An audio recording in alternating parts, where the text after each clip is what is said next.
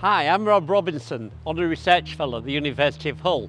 And the question for today is, how did ginger beer bottles help identify a very long lost Hull ship?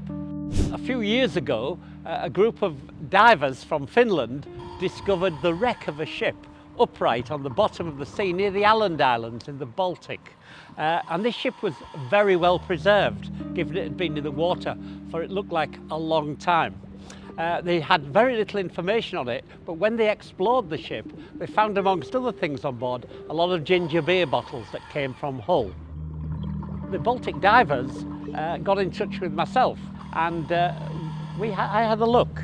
What we were able to identify was that the man who had owned it, or certainly been on board or associated with it, was a man called Luke Taylor. That was evident because there was one newspaper report that said an open boat had come ashore just after the time when they thought this vessel had gone down, and it had the name Luke Taylor on. To cut a long story short, I was able to take the information I have, go down to the History Centre in Hull and look through the vessel register there, which had the details, the size and various descriptions of the vessel. The size and the descriptions, not least of the figurehead, absolutely matched the ship on the seabed.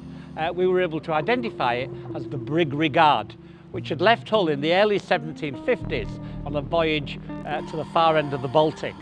It got so far into the Baltic and was never seen again.